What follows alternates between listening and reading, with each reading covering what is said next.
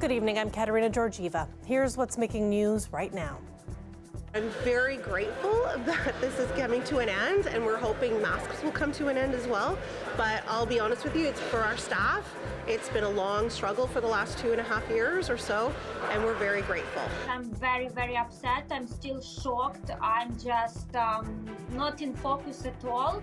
I can't sleep proper because because it's different time in Ukraine. It's 7-hour difference. I always try to check when they're online and ask how they are doing. I have seen the police use it out front at sometimes. So, I mean, if they needed more, then they know they can go to a business and get more if they have to.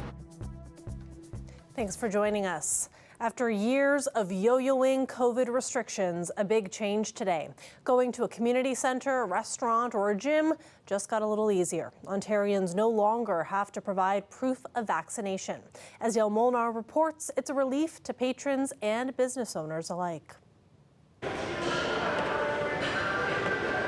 Rob Day is glad he didn't have to show proof he's vaccinated at Crunch Fitness, and he also isn't concerned he might be exercising with people who aren't vaccinated. No, from statistics say it won't kill me and keep me out of the hospital. That's good.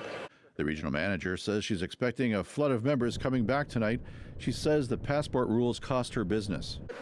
We probably lost about 25% for sure, and that's a lot, considering a lot of people didn't want to get vaccinated or didn't feel that we were not doing our justice of actually letting them in. But at this point, people feel very grateful that we're doing it, and we've actually seen a lot of people coming in actually today.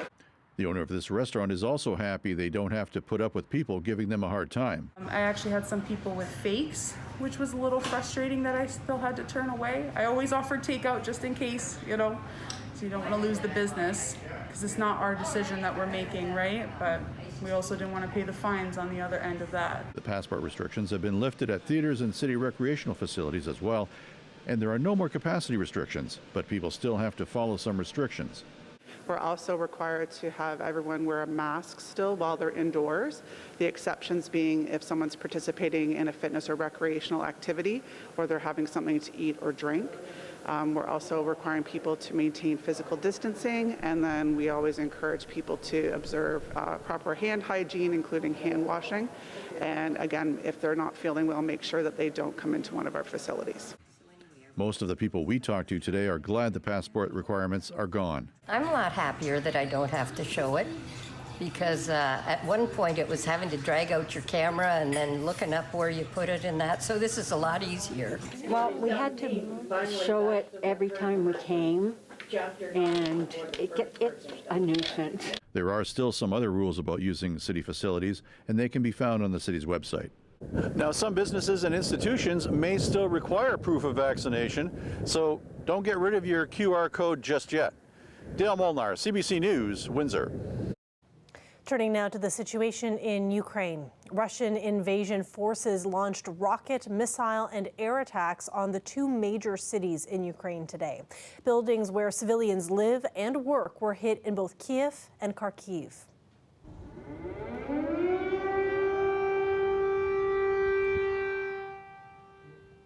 In Kiev, the wail of air raid sirens echoed through the streets of the capital again. And later, there was a missile strike on a TV tower. 5 people are reported killed in that attack.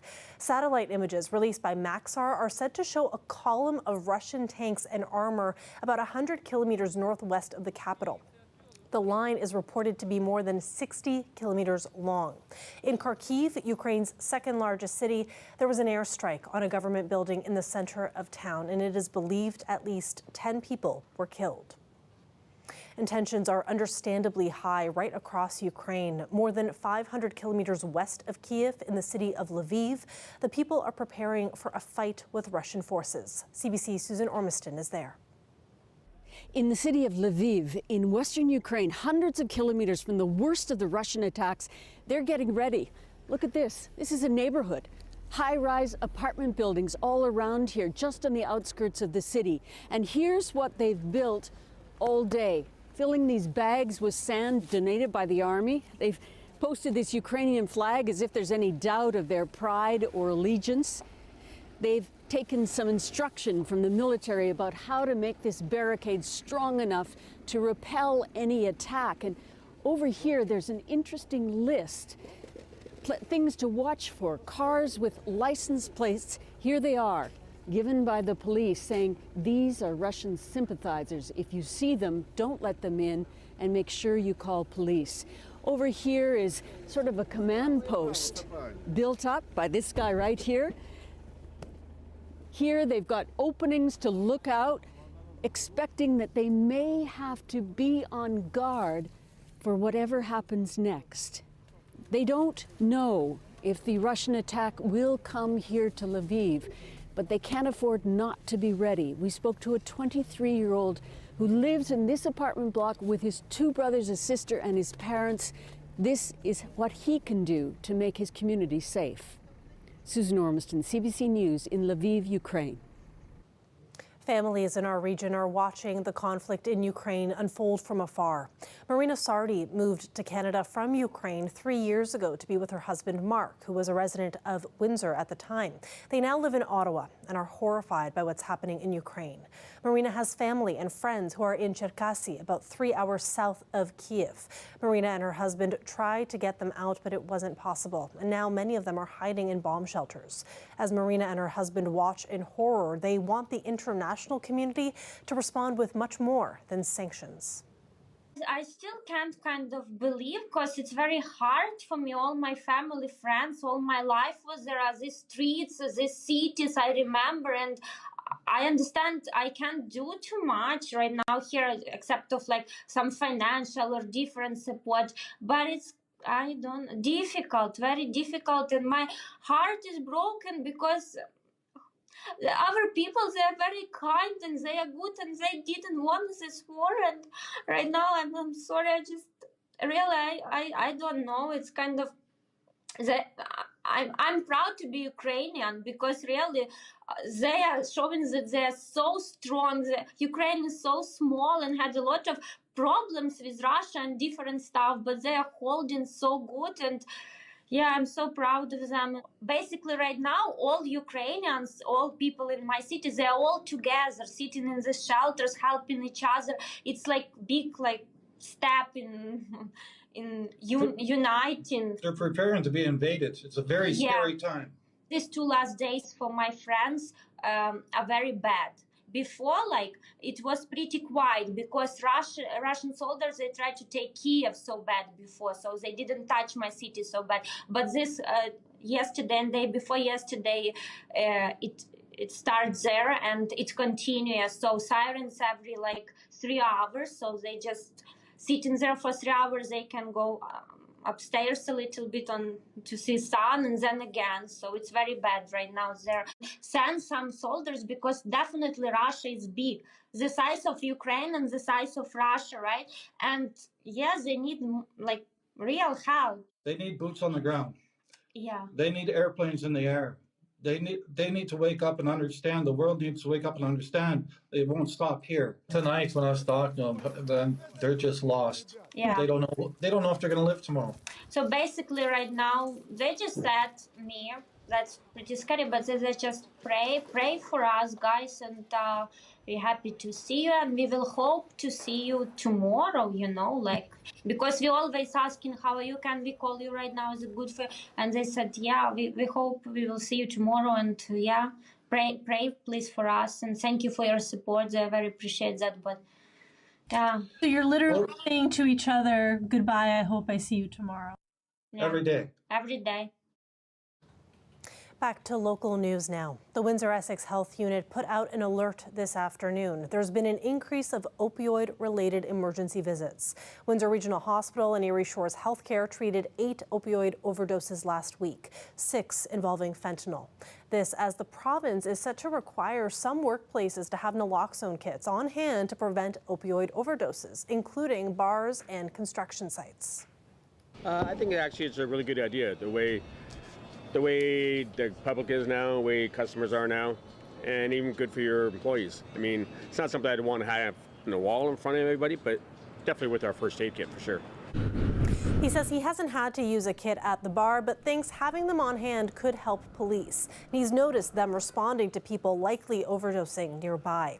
Now, if passed, the bill would also require workers at bars as well as construction sites like these to be trained to use the kits. And according to Public Health Ontario, at least 26 people died of an overdose in the first 6 months of last year in Windsor, Essex. The Westcourt Place class action lawsuit can go ahead because the owners did not seek an appeal. The situation stems from a fire on November 12, 2019.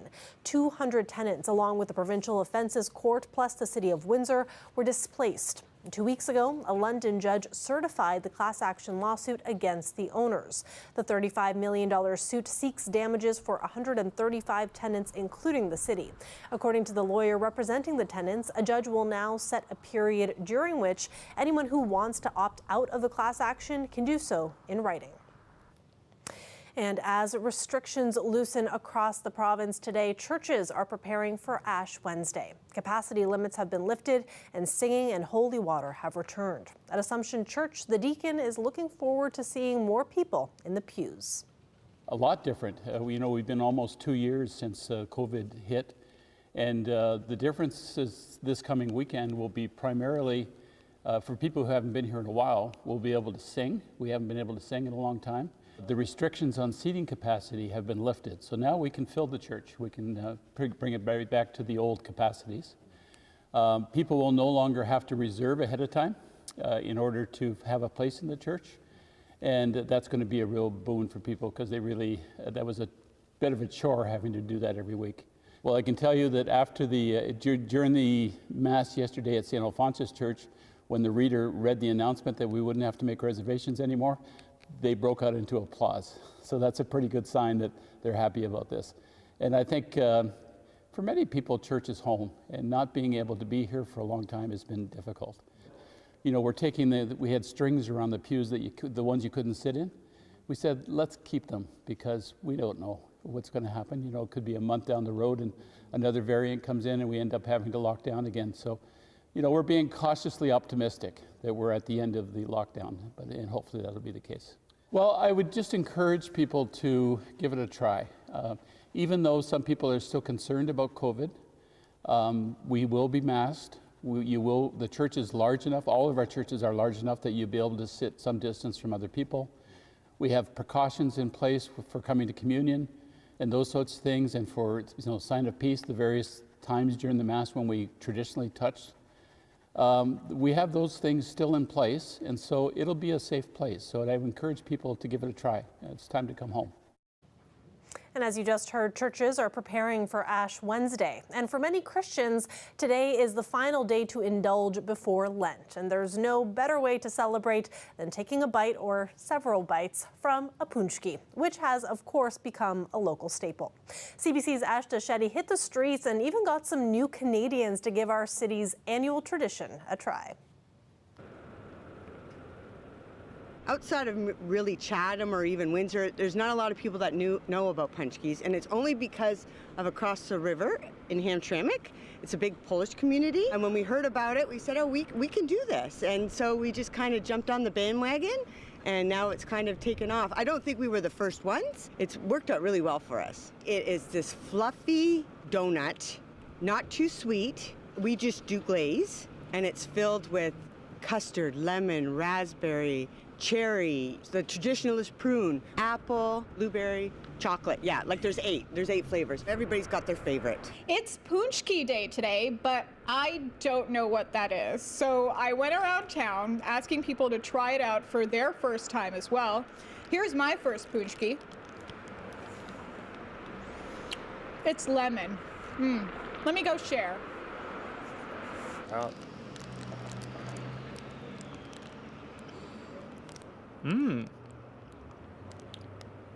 That one's really good. Where can I get these? These are great.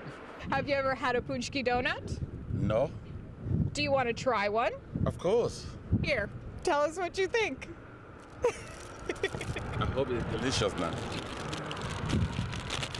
You gotta tell me what flavor it is because they're all different flavors. Let me taste this and see.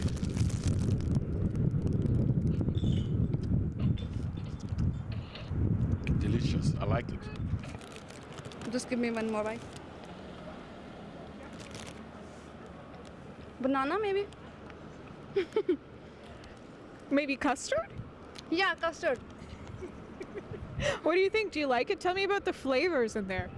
It's good, like it's sweet. Like it's a crushed sugar in it, right? And the flavor is good.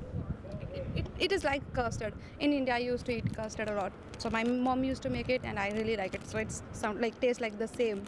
The filling in it like tastes the same, but not the complete on it. But I really like it. I'm drooling. I don't know about you, but I'm definitely drooling. My personal favorite is the custard filling. Big fan of that. Live look outside there at that gorgeous sunset. -5, mostly cloudy tonight, and then periods of rain tomorrow. And Colette will be here after the break with a look at the weather. Stay with us.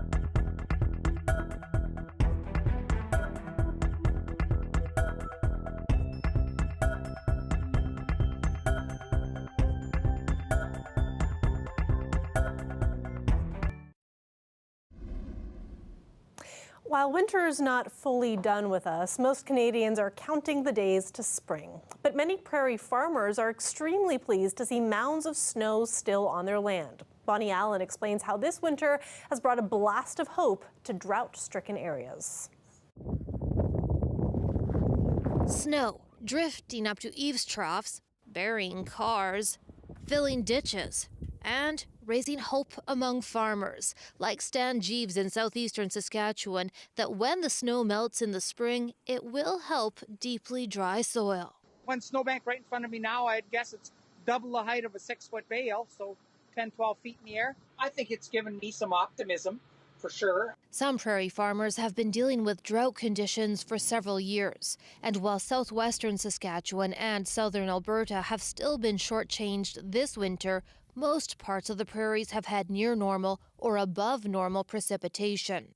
That means areas marked as abnormally dry, shown in yellow, or extreme drought, marked in red, are shrinking, according to the latest Drought Monitor report from Agriculture Canada. And its forecast suggested that by the end of February, areas marked in green would have their drought status removed altogether. Parts in yellow indicate improving drought conditions. But experts say determining when a drought officially begins or ends is difficult. It's not as if this is money in the bank, but this is a sign that, it's not going to be another bad year.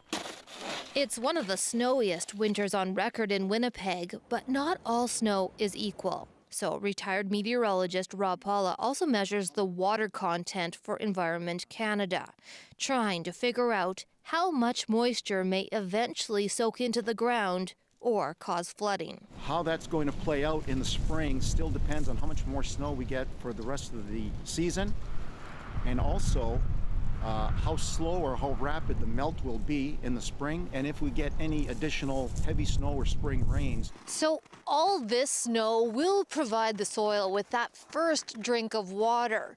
But to really help the dry land on the prairies, the snow will have to melt slowly and be followed by timely rains. Bonnie Allen, CBC News, Meadow Lake, Saskatchewan.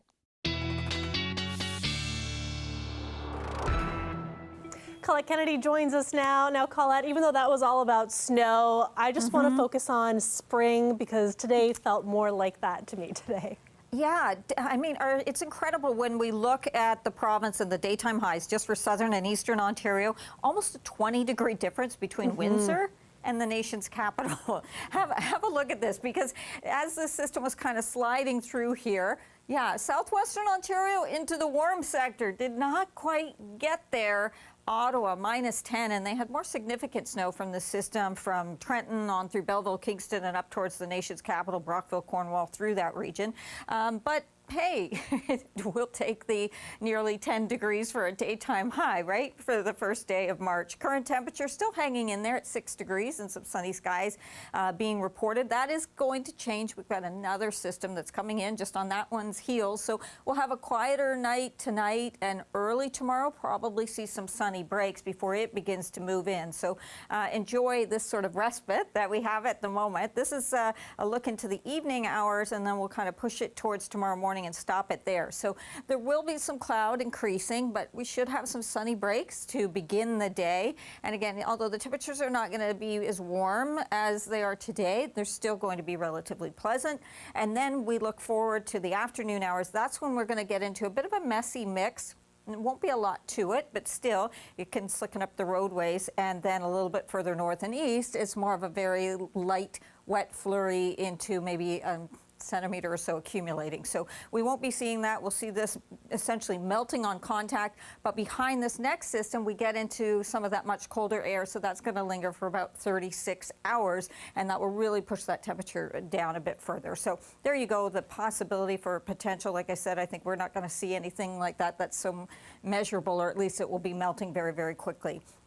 Tonight then, a look at those lows behind the front, and then tomorrow, this sort of messy situation, but still likely 4 or 5 degrees for our daytime high. There's the colder air on Thursday. You'll still be feeling it Friday morning starting at -9. I do want to take your attention to the end of the weekend where, now the record for that date is high teens, like 19, but we are looking like we are going to see a real bump for Sunday. That's amazing. I love seeing that. Thank you so much, Colette. You're welcome.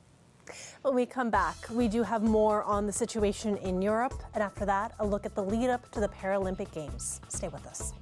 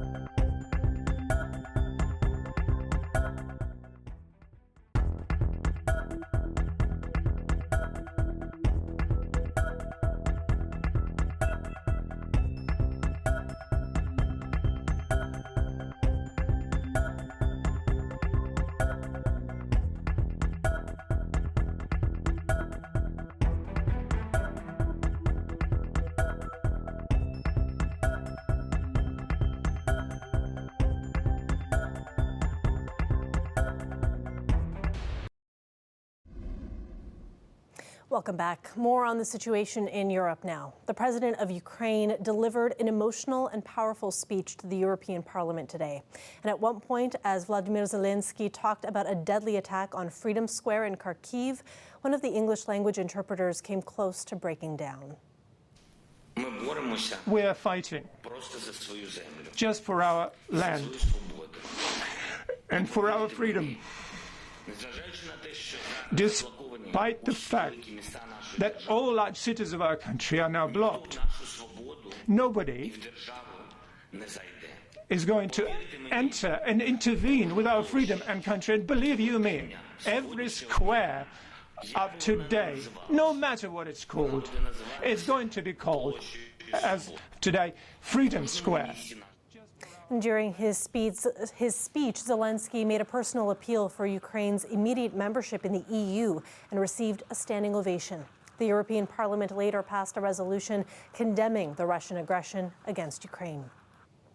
Meanwhile, U.S. President Joe Biden is preparing to deliver his first State of the Union address. The annual tradition comes as the world reacts to the deadly conflict unfolding in Eastern Europe. The crisis in Ukraine will dominate Biden's message today to his fellow Americans. But the White House is also expected to highlight its pandemic response. The point underlined by the fact that for the first time in months, those attending the address at the U.S. Capitol will not be required to wear masks. Biden will outline his administration's domestic priorities, many of them stalled by fierce opposition from his political rivals. Meanwhile, security has also been increased around the Capitol area today as Washington braces for trucker protests similar to the one in Ottawa. The torch relay for the 2022 Paralympic Games will be held this week around the 3 competition zones in China. And yesterday there was a ceremony half a world away to mark that. This was the scene in Stoke Mandeville in the UK, known as the birthplace of the Paralympic movement.